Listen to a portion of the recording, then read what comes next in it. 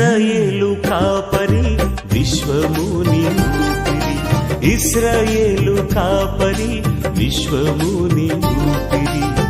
పరలోక సారథి ప్రభునా వారధి, పరలోక సారథి ప్రభునా వారధి, యేసు నా రథ సారథి, నా హృదయ కాపరి. ఇశ్రాయేలు కాపరి విశ్వముని ఊపిరి, ఇశ్రాయేలు కాపరి విశ్వముని ఊపిరి.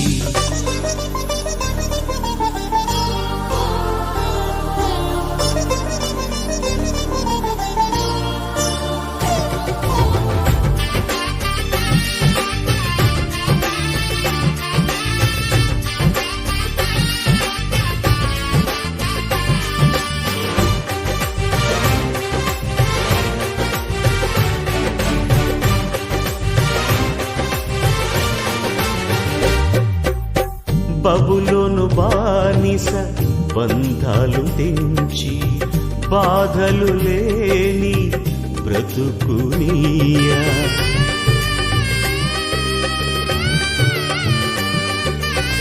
బబులోను బానిస బంధాలు తెంచి, బాధలు లేని బ్రతుకునియా. సిలువ కాటాలో శ్రమల కౌగిటిలో, సిలువ కాటాలో శ్రమల కౌగిటిలో, రక్తము కాచి రక్షణనిచ్చిన నా యేసయ్య, నీ రక్తము కాచి రక్షణనిచ్చిన నా యేసయ్య.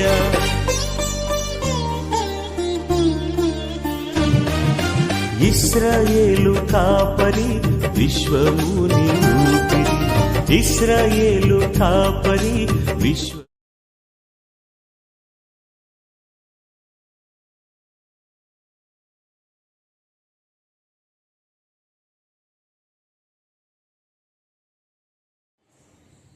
దేవ, నా హృదయం నిబ్బరంగా ఉన్నది, నేను పాడుతూ స్తుతి గానం చేశాను, నా ఆత్మ పాడుతూ గానం చేయను.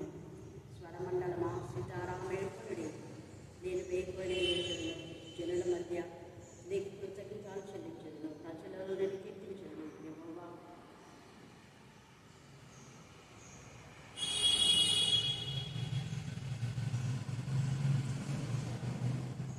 ఎన్నటెందరికీ పరిశుద్ధ దేవుని వాక్యభావం నియమించి ఆశీర్వదించిన ఆమేన్, ఆమేన్, ఆమేన్.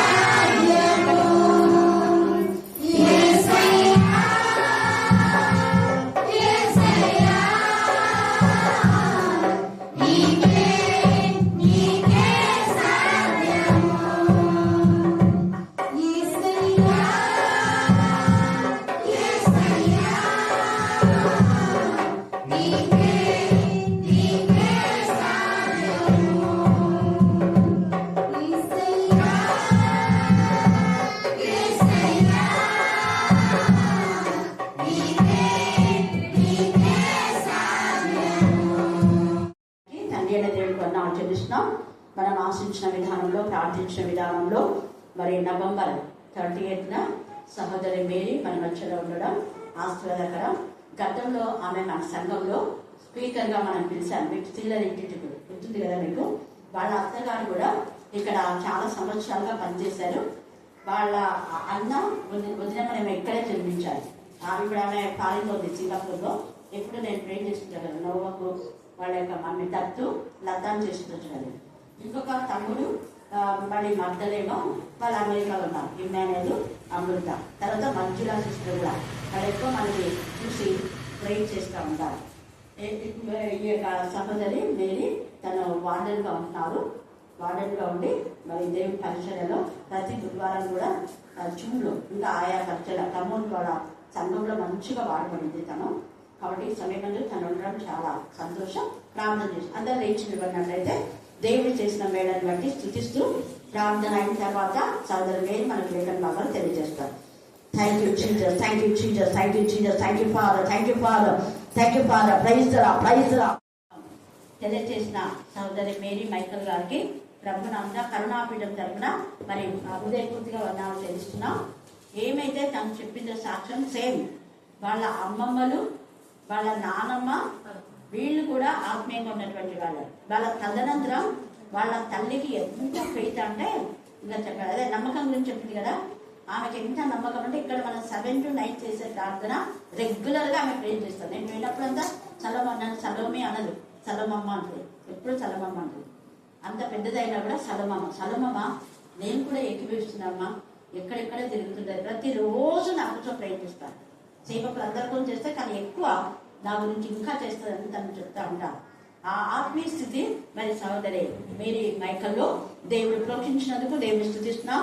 కాబట్టి మన లైఫ్ లో చాలా అసలు ఎందరు మీతో చెప్పిందా అంటే నేను అందుకే పదే సంఘాల్లో మనము ఇన్ క్రైస్ట్ గా ఉండాలా, అవుట్ క్రైస్ట్ గా ఉండకూడదు కదా.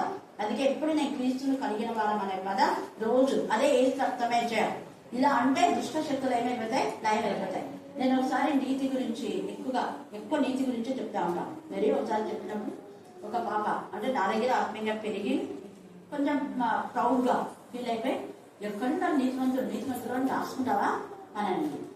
తర్వాత నేను బాబా ఆ వారం చెప్పింది. మళ్ళీ నెక్స్ట్ వీక్ నేను దగ్గర చదివి నీతి చెప్పేసరికి మళ్ళీ వచ్చి సారీ నిజమా నేను చెప్పలేదు. థ్యాంక్గా నలుగురు స్పీకర్స్ వచ్చి సేమ్ చెప్పినారు. అదేదో కాన్ఫరెన్స్ ఉండేది. నలుగురు మధ్యాహ్నం సేమ్ చెప్పినారు, రాత్రి సేమ్ చెప్పినారు, మళ్ళీ మరుసటి రోజు. అప్పుడు వచ్చి ఆ పిల్ల సారీ అంటే నేను ఎందుకు చెప్తున్నా ఈ మాట అంటే చాలా మంది ఇంకా పాపంలోనే ఉన్నారు. ఏసై ఇంత గొప్ప రక్షణ మనం ఇస్తే నిర్లక్ష్యం చేసి నేను ఇంకా పాపిని అనే పదం యూజ్ చేయకూడదు. గుర్తుందా మీకు? ఎప్పుడు ఘోర పాపిని పాస్టర్లు చేస్తుంటారు. పాస్టర్లు అని కూడా వాళ్ళ మామయ్య వాళ్ళ పాస్టర్లే వాళ్ళంతా ఆధ్యాత్మిక ఏం జరిపాడు. ఎప్పుడు మనం ఘోర పాపలం అనే పదం యూజ్ చేయకూడదు. క్రీస్తు రక్తంలో కడగబడ్డాం, కొనబడ్డాం, విమోచించబడ్డాం. పాపం నుంచి, శాపం నుంచి, అనేక వాటి నుంచి దేవుడు మనకి విడుదల విమోచించినాడు. కాబట్టి ఆ నమ్మకం అనేది నమ్ముడిని ఎవరైతే నమ్మడానికి సమస్తము అబ్రహాం దేవుడు అన్నాడు. అది అతనికి ఏమైంది? నీతి అంటే నమ్మకమే. ఏం నమ్ముతున్నామో అంటే వర్డ్ ఆఫ్ గాడ్. అది అన్నమాట. మనము ఏదైతే వింటున్నామో ఆ వాక్యం నమ్మినప్పుడే ఆ వాక్యమే మనకు ఆత్మకు, మనసుకు, శరీర కల్మషుని పవిత్రంగా చేస్తారు. ఎందుకు అంటే the word of God is the blood of Jesus అన్నమాట. దేవుని వాక్యమే రక్తమే వాక్యం. ఇది ఎప్పుడు మైండ్ లో పెట్టుకోవాలి. చక్కని శ్రేష్టమైన వాక్యం మనకు తెలియజేస్తుంది. తర్వాత మనం ఎప్పుడు కూడా అదే అజ్ఞానంతో మాట్లాడకూడదు. అది నేను చాలాసార్లు చెప్తున్నా, గర్తిస్తున్నా. అది నాతో కాకుండా మేడంతో చెప్పిస్తున్నారు. అక్క ఏమబ్బా మమ్మల్ని వదిలిస్తుంది అనే వాళ్ళు ఉన్నారు. అంటే మీరు లేదులే, కొంతమంది మనసులో పైకి అనాలి. మనసులో ఆమె కరెక్ట్ అయితే ఇప్పుడు కరెక్ట్ వాడు వచ్చిందా నీకు? నేనేం చెప్పరా, జస్ట్ ఆమె నేను ఈడున్నా ఆమె వచ్చింది. కానీ వాక్యంతోనే బుద్ధి చెప్పింది. ఎంతమంది విన్నారో నాకు తెలియదు. ఇది మామూలు గురువులు అంతా వినపడుతుంది. విన్న వాళ్ళకి సిగ్గుపోయింది. హల్లెలూయా, హల్లెలూయా. తప్పును ముఖాముఖిగా ఖండించాలి. తను కూడా రైట్ ఫార్వర్డ్, ముక్కు చూసి మనసు. ఎవరిని తప్పును అస్సలు సమర్థించవు. తన వాడినైనా కూడా ఎక్కడైనా కూడా అంతే. ఆ స్టూడెంట్స్ కూడా చాలా మంది గర్పిస్తారు. వాళ్ళ నుంచి ఎన్ని సమస్యలు వచ్చినా ఫేస్ చేస్తారు. హల్లెలూయా. కాబట్టి మీరు కూడా తప్పును ఖచ్చితంగా ఖండించండి. అవివేకంగా మాట్లాడగలకు బుద్ధి లేదని చెప్పండి. మళ్ళీ బుద్ధి వచ్చేటట్టు ప్లాన్ చేసుకోండి. దేవుడు ఇది మన ఎవిడెన్స్ బాగా ఆశ్రయించుగాక. ఈ సమయం మందు 1 కొరింథీ 11వ అధ్యాయము 23 నుంచి 30 దాకా మన మధ్యలో ఉన్న సహోదరి వసంత ఉదయ్ గారు మనకి కొరింథీయులకు రాసిన మొదటి పత్రిక 11వ అధ్యాయము 23 నుంచి 30 వచనముల లేఖన భాగము చదువుతున్నాను. నేను మీకు అప్పగించిన దానిని ప్రభువు వలన పొందితిని. ప్రభువైన యేసు తాను అప్పగింపబడిన రాత్రి ఒక రొట్టెను ఎత్తుకొని కృతజ్ఞతాస్తుతులు చెల్లించి దానిని విరిచి, ఇది మీ కొరకైన నా శరీరము, నన్ను జ్ఞాపకం చేసుకొనుటకై దీనిని చేయుడని చెప్పాను. ఆ ప్రకారమే భోజనమైన పిమ్మట ఆయన పాత్రను ఎత్తుకొని, ఈ పాత్ర నా రక్తం వలనైన కొత్త నిబంధన, మీరు దీనిలోనిది త్రాగినప్పుడల్లా నన్ను జ్ఞాపకం చేసుకొనుటకై దీనిని చేయుడని చెప్పాను. మీరు ఈ రొట్టెను తిని ఈ పాత్రలోనిది త్రాగినప్పుడల్లా ప్రభు వచ్చే వరకు ఆయన మరణంను ప్రచురించుదురు. కాబట్టి ఎవడు అయోగ్యముగా ప్రభు యొక్క రొట్టెను తినునో లేక ఆయన పాత్రలోనిది త్రాగునో వాడు ప్రభు యొక్క శరీరంను గూర్చియు రక్తంను గూర్చియు అపరాధి అగును. కాబట్టి ప్రతి మనుష్యుడు తన్ను తాను పరీక్షించుకొనవలెను. అలాగు చేసి ఆ రొట్టెను తిని ఆ పాత్రలోనిది త్రాగవలెను. ప్రభు శరీరం అని వివేచింపక తిని త్రాగువాడు తనకు శిక్షానిధి కలుగుటకే తిని త్రాగుచున్నాడు. ఇందువలననే మీలో అనేకులు బలహీనులను రోగులునై ఉన్నారు, చాలా మంది నిద్రించుచున్నారు. దేవుడి లేఖన భాగమును దీవించి ఆశీర్వదించునుగాక. ఆమేన్. తప్పుడు బోధన చేస్తుంటారు కదా. గలతీ 3:27 చదవండి. గలతీ 3:27. క్రీస్తులోనికి బాప్తిసం పొందిన మీరందరూ క్రీస్తును ధరించుకొని ఉన్నారు. ఇందులో యూదుడని గ్రీసు దేశస్థుడని లేదు, దాసుడని స్వతంత్రుడని లేదు, పురుషుడని స్త్రీ అని లేదు. యేసుక్రీస్తునందు మీరందరూ ఏకంగా చాలు. మనమంతా ఏమై ఉన్నామంట? ఏకంగా. ఈ రోజు ఈ ప్రభు వల్ల ఉండేది మరి మేడం తెలుసలేదు నాకు తెలీదు, కానీ కుమారులు అన్న చోట కుమార్తెలని మనం యూజ్ చేసుకోవాలని ఉంది కదా. ఇక్కడ ఏకమై అన్నాడు. ఏకమై అంటే స్త్రీ అని పురుషుడని భేదం లేదు. తప్పుడు బోధన చేసే వాళ్ళకు మీరు ఈ వాక్యం చూపించండి. తర్వాత ఈ మేడం తెలుసు వాళ్ళ సంఘాల్లో పుష్పలత గుళ్ళమ్మ స్త్రీనే కదమ్మా, జ్యోతి అక్క స్త్రీనే. చాలా మంది అక్క ఇక్కడ చనిపోయిన బిషప్ అమ్మ స్త్రీ, ఇంకా చాలా మంది స్త్రీలు ఉన్నారనమాట. పాస్టరమ్మలు వాళ్ళు ఎంత ఇదిగా. తర్వాత మనం చూస్తే జాయ్ చిరణ్ గారు అంతవరకు కొంచెం జాయ్ చిరణ్ రోజు ఎందుకు ఇస్తుంది, ఆమె ఎప్పుడు ప్రమరిస్తుంది. వాళ్ళ హస్బెండ్ కాదు ఇచ్చేది, ఆమె ఇస్తారు. ఆమె ఫస్ట్ అంటాడు, సెకండ్ ఫాస్టే వాళ్ళ హస్బెండ్. ఎందుకు నేను చెప్తున్నా అంటే ఈ వాక్యము వింటే మనకు అర్థమైంది. తర్వాత అక్క ఏం చెప్తున్నారు, ఇన్ క్రైస్ట్ అన్నాడు. క్రీస్తు నాలో, మన క్రీస్తులో. మరి నాలో క్రీస్తున్నప్పుడు క్రీస్తుకి అధికారం లేదా? ఇచ్చే అధికారం ఉందా? వేస్తాను. ఇక్కడ ప్రభుత్వంగా ఇచ్చేది మేము కాదు, పురుషుడు కాదు, స్త్రీ కాదు, ఎవరు కాదు. క్రీస్తును ధరించడం అంటే ఏసయ్య మనకి ఏమైనాడు? సంఘంలోకి ఏమైనాడు ఏసయ్య? సంఘంలో పురుషులకే ఉండాలా? సిగ్గులేదు వాళ్ళకి చెప్పేవాళ్ళు. స్త్రీ పురుషులు కలిసే సంఘం అంటే. సంఘం అంటే where they those who are 2, 3 together in the name of Jesus, that is the church. సంఘం అంటే ఎక్కడైనా కానీ ఇద్దరు లేక ముగ్గురు, వాళ్ళు స్త్రీ కానీ పురుషుడు కానీ, స్త్రీ పురుషుడు కానీ ఇద్దరు, ఏదైనా కూడా. అందుకనే సంఘము అనే పదానికి ఆయన మంచి నిర్వచనం చెప్పి ఆ సంఘానికి నేనే శిరస్సు ఉన్నాడు. కాబట్టి ఏసే నాకు శిరస్సుగా ఉన్నాడు. ఇక్కడ నేను ప్రభుత్వాలు ఇచ్చేది ఎవరు చెప్పాలా? భలే చెప్పాలా? వాక్యం చెప్పింది ఎవరు చెప్పండి త్వరగా. శిరస్సు అయినాడు. మెయిన్ శిరస్సు ఎవరు చెప్పండి త్వరగా. సంఘం అనే ఇక్కడికి వచ్చింది, ఇంక్లూడింగ్ కదా మేడంతో మనం అందరం కలుస్తున్నాం. సంఘంలో వచ్చింది. సంఘానికి శిరస్సు, మేడంకు ఏసే శిరస్సుగా ఉన్నాడు. కాబట్టి చక్కగా అరటి పండు వచ్చినట్టుగా మీకు అర్థమయ్యే విధంగా చెప్పింది. ఇప్పుడు చదివే ఈ లేఖన భాగంలో మీరు చాలాసార్లు విన్నారు కాబట్టి నేను ఎక్కువ వివరించి చెప్పాను. ఒకటి ఏమన్నాడు, ఇది ప్రభు వలన పొంది తిని అన్నాడు. ఎవరు? యేసయ్య. ప్రభు అంటే ఎవరు? తండ్రినే. చూడండి ఎంత గౌరవిస్తున్నాడో. ప్రభు వలన అంటున్నాడు. అలాగనే మనం చూస్తే ఈ యొక్క డేవిడ్ అంటాడు, దావీదు ప్రభువు నా ప్రభుతో సెలవిచ్చిన మాట. అంటే తండ్రి అయిన దేవుడు నాకు అప్పగించాడు, నేను మీకు అప్పగిస్తున్నానని. చూడండి, ఒకరి తర్వాత ఒకరికి ఎలాగ అప్పగింతలు చేశాడో. అందుకే ప్రభు వలన పొందితే ప్రభు అయిన యేసు తాను అప్పగింపబడిన రాత్రి ఒక రొట్టెని ఎత్తుకొని కృతజ్ఞతలు చెల్లించి దానిని విడిచి, ఇది మీ కొరకైనా ఏంటంట అందరూ చెప్పండి, యేసయ్య శరీరం. ఏంటిది? మళ్ళీ చెప్పాలా? మళ్ళీ చెప్పాలా? ఇంకొకటి కొంతమంది తప్పుడు బోధన చేస్తుంటారు, ఆదివారమే ప్రభు వల్ల ఇవ్వాలని ఉంది వాక్యంలో. ఎక్కడైనా ఉందా? ఇక్కడ ఎప్పుడు ఇచ్చినాడు? ఏ రోజు ఇచ్చినాడు? అందరూ చెప్పాలా? మళ్ళీ చెప్పాలా? మళ్ళీ చెప్పాలా? మరి ఇవ్వచ్చా? గురువారం ఇవ్వచ్చా? శుక్రవారం ఇవ్వచ్చా? రోజు ఇవ్వచ్చు. ఎందుకు? మనకు వాక్యంతోనే నేను మాట్లాడతాను. అపోస్తుల కార్యం 2:42 అనుదినము రొట్టె విరుచుడు. వాళ్ళు ఏం చేస్తున్నారంట? ఇంటింటా, అంటే ప్రభు వల్ల మందిరంలోనే తీసుకోవాలనేది కూడా లేదు. ఇక్కడ ఉందా? ఇక్కడ లేదు. ఇంటింటా, ఇల్లుడే అప్పుడు దేవుని మందిరం. అక్క అది కూడా తేడాగా చెప్పింది, మన హృదయమే దేవునికి ఆలయం. మన హృదయం అనే ఇల్లులో నువ్వు దేవుని ఆహ్వానించినట్లయితే నీకుగా ప్రభు యొక్క శరీరంలో ఏకమవుతున్నాము అనేది అర్థం. సంఘం అంటే యేసయ్య శరీరమే, ఆయన శిరస్సుగా ఉన్నాడు. కాబట్టి ఈ సమయం అంతా మనకి జ్ఞాపకం చేసుకోవాలి. తర్వాత అంటే ఏ రోజు అనేది మనకు మెన్షన్ చేయలేదు. తర్వాత ఎవరు ఇవ్వాలనేది అందరు ఇవ్వచ్చు అని ఉంది కదా. అదే యేసయ్య ఏం చెప్పాడంటే, మగ్దలేనే మరియకు మొదటి అపోస్తలిక అన్నారు. ఇదంతా అపోస్తలులు అంటున్నారు. అపోస్తలిక ఆమెకే శిష్యులకు వాక్యం చెప్పమని చెప్పాడు. అప్పుడు ఆమె కంటే ఎవరు హైలైట్ చెప్పండి? ఆమె హైలైట్ కదా శిష్యుల కంటే, అవునా కదా?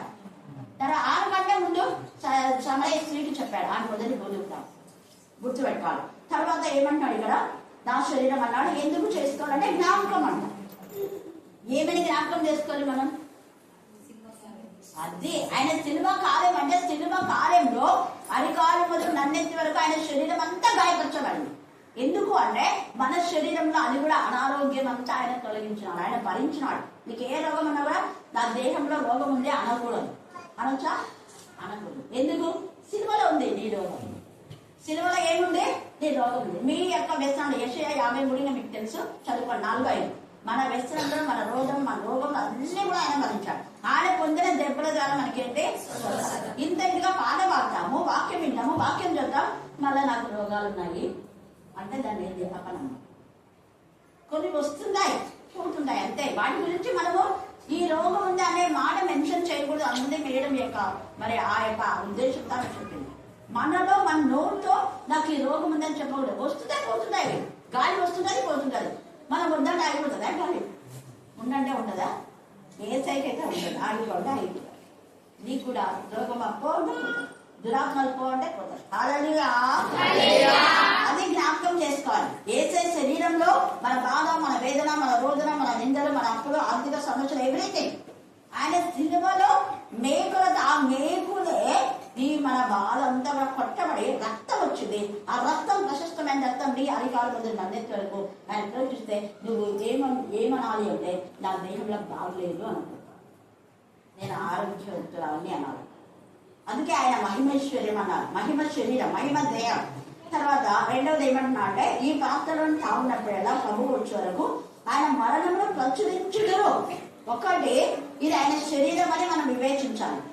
వివేచించి కృతజ్ఞతలు చెల్లించి దాన్ని పుచ్చుకోవాలి. ఎప్పుడైతే ఆయన యొక్క శరీరంలో, ఆయన రక్తంలో మనం పార్టిసిపేట్ చేస్తామో 100% వాళ్ళందరూ ప్రభు వల్లలో పాల్పొందిన ప్రతి ఒక్కరు ఏం చేయాలంట? చెప్పండి, ఏం చేయాలి? ప్రచురించాలి. మరి ప్రచురిస్తున్నారా? సంఘాల్లో ప్రచురిస్తున్నారా? నేనే సండే స్కూల్ చెప్పాలా, నేనే శ్రీలకూటము, నేనే యూట్యూబ్, నేనే శుక్రవారం, నేనే ఆదివారం, నేనే శనివారం అంటే ఎవరు అన్నలో మీరు చూపించారు. మరి నేను ఎప్పుడయ్యా ప్రచురించేది అని. ఎందుకంటే దేవుడు ఇక్కడ చెప్పాడు, అలాగా రివైవల్ చేశారు. కాబట్టి ఇప్పుడు వీళ్ళంతా కూడా ఒకప్పుడు ప్రమోద్, నేను చెప్పినా కదా మా తమ్ముడు ప్రమోద్ అని చెప్పేసి వాళ్ళ సంఘంలో చాలా సంవత్సరాలు తను ఎంత బాగా సందర్శించారు. సండే స్కూల్కు ప్రమోద్ వచ్చేవాడమో, బ్లెస్ వచ్చాడా? మీరే కదా ప్రార్థన చేసేది సండే స్కూల్లో. స్టార్టింగ్ ప్రేయర్ చేసేది కూడా మీరే. వస్తుంటారు అప్పుడప్పుడు వచ్చి ఏంటో జరుగుతుందని చూస్తారు. అంతేగాని మీరుండగా సండే స్కూల్ ప్రమోద్ కానీ బెస్ట్ గా తీసుకుంటా. మీరుండగా దట్స్ కరెక్ట్. లేని ఒకవేళ ఆబ్సెన్స్ లో తీసుకోవచ్చు. మీరు వినండి, సాక్ష్యం ఇది. తర్వాత సిఎస్ఐ చర్చిలో ఉన్నారు. ఆ రోజు నుంచి సిఎస్ఐ చర్చికి ఇప్పుడు ప్రత్యేకంగా సిఎస్ఐ చర్చిలో సండే స్కూల్ పాస్టర్లు తీసుకుంటారు. లేనప్పుడు తీసుకుంటారు. నేను చెప్తున్నా కదా, వాళ్ళ అప్పగించేస్తారు. స్త్రీలలో కూడా సెక్రటరీ చేస్తారు, స్టార్టింగ్ ప్రేయర్ చేస్తారు. విన్నారా? నా కొత్త కలుగుతం కాదు, మొత్తం కర్నూలు కాదు, ప్రపంచం అంతా ఇదే చదివేది. గూడెల్లో కూడా ప్రత్యేకత వద్దు చెప్పాలా.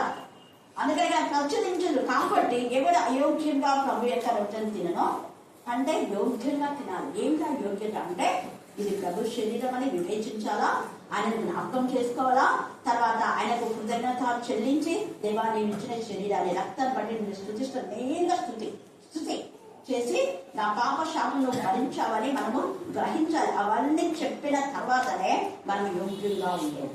తర్వాత అయోగ్యంగా ఒకవేళ ఎవరైనా తింటే అంటే కృతజ్ఞత చెల్లించకుండా, ఇది ప్రభు శరీరం అని వివేచించకుండా మనం ప్రభు శరీరం తిని ప్రచురించకపోతే మనం ఏమైపోతామంట? అపరాధం.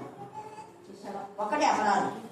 రెండవది దాన్ని పరీక్షించుకోవాలి, అలా తాగాలి, వివేచించకుండా తాగకూడదు.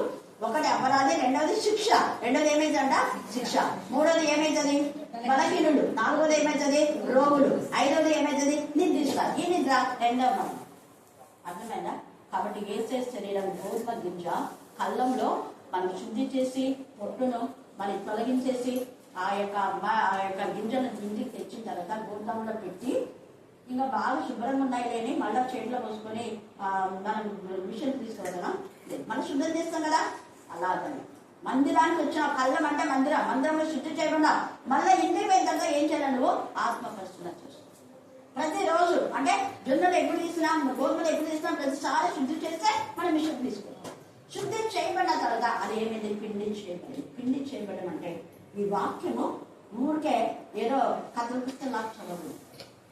ఈ వాక్యం మన ప్రతి పదాన్ని ప్రతి వచనాన్ని అర్థం చేసుకుని చదివారు. అది పిండి చేయబడింది. పిండి చేయబడిన పిండే రొట్టెకు అనుకూలం. నువ్వు అంటే రొట్టెకు వస్తుందా? తీరిపోతుంది. మన వాక్యాన్ని అర్థం చేసుకుంటే నీ జీవితంలో తినడానికి, నీ జీవితానికి శక్తిని ఇవ్వడానికి. అందుకే శక్తి అని కూడా పైకి భక్తి కలిగి దాని శక్తిని ఆశ్రయించే వాళ్ళు వేస్ట్. కాబట్టి శక్తి అనేది మనకి ఎప్పుడు వస్తుంది అంటే ఆ పిండి స్మూత్గా చేయబడినప్పుడే రొట్టె అవుతుంది. దాన్ని కాల్చి దాన్ని మళ్ళీ ముక్కలు చేసి మళ్ళీ తింటాం. సేమ్ వాక్యం కూడా మన యొక్క శరీరంలో ప్రతి పిన్ మనం అర్థం చేసుకోవాలి. ఆ వాక్యంలో మనం సరైన విధానంలో మన జీవితానికి అన్వయించుకోవాలి. ఆ వాక్యంను వినాలి, చదవాలి, వాక్యం ధ్యానించాలి, వాక్యం గ్రహించాలి, వాక్యానుసారంగా జీవించాలి. అప్పుడు చెప్పాలి హల్లెలూయా. అంటే ఆయన శరీరం అని వివేచించమంటే ఇది వివేచన. ఎలాగ గోధుమలు మన నుంచి మనం పిండి చేసి మళ్ళీ దాన్ని నీళ్లతో కలిపి కన్నీళ్ళు కాడతారు. ఆ నీళ్లతో కలిపి దాన్ని ఒక ఆకారం చేస్తారు. మన లైఫ్ కూడా దేవుడు ఆకారంలో నిరాకారమైన మన జీవితాన్ని ఆకారంగా చేస్తారు. ఇట్లా చూడబడక దేవుడి యొక్క వాక్యం కాదు. సో ఆ రొట్టెను మనం కాలుస్తాం. ఎప్పుడైతే నువ్వు దేవుడి బిడ్డగా చేయబడతావు అప్పటి నుంచి నీకు పరీక్షలు స్టార్ట్ అవుతాయి. అగ్నిలాంటి పరీక్షలు. ఇప్పుడు ఆ రొట్టెని వచ్చిన తినాలి. అది మంచిగా మనకు ఆరోగ్యం ఇచ్చే రొట్టెగా కావాలంటే ఖచ్చితంగా అన్ని ప్రజలు ఏం చేయాలి? కాల్చాలి. ఏసే శరీరం కాల్చబడింది. అందుకే జ్ఞాపకం చేసుకోమన్నాడు. ఆయన శరీరం ఎలా కాల్చబడిందో మనం కూడా క్రీస్తు మనలో ఉంటే క్రీస్తు ద్వారా మనం కూడా శ్రమలు వస్తాయి. ఏసీకి వచ్చినాయి కదా శ్రమలు మనకు వస్తాయి. అందుకే ఏదో వింత సంబంధించిన మీరు బెంబేలు పడద్దు. నేను మీలో ఉన్నా కదా, మీలో ఉంటే ఖచ్చితంగా వస్తాయి. నేను మీలో దట్ ఇస్ అ ప్రూఫ్ అన్నా. ఏసీని అంతవరకు టచ్ చేయాలి. అపవాది ఎప్పుడు టచ్ చేసినాడు? ఉపవాస ప్రార్థన తర్వాత 40 రోజులు ఉపవాసం ఉండి పరిశుద్ధాత్మతో శక్తితో నింపబడిన తర్వాతనే కావచ్చు. అంతవరకు ఆయన నుంచి పనిచుకోవాలి. నువ్వు ఆత్మతో శక్తితో నింపబడితేనే నీకు శ్రమలు శోధనలు వేరే వస్తాయి. ఆత్మకి ఎప్పుడైతే ఎదుగుతున్నామో అప్పుడే అపవాదిని మనం కాల్పులు చేస్తాం. కాబట్టి ఆ సమయం మనము అపరాధం కాకుండా తర్వాత రెండవ మరణం అంటే 21:8 ఉన్న విధానంలో లేకుండా బలహీనులు కాకుండా వాక్యం ద్వారా మనం విమర్శించుకొని ప్రభు యొక్క శరీరాన్ని తీసుకుందాం. దేవుడు ఈ లేఖన భాగాన్ని నుంచి ఆశీర్వదించుగాక. ఆమేన్ ఆమేన్ ఆమేన్.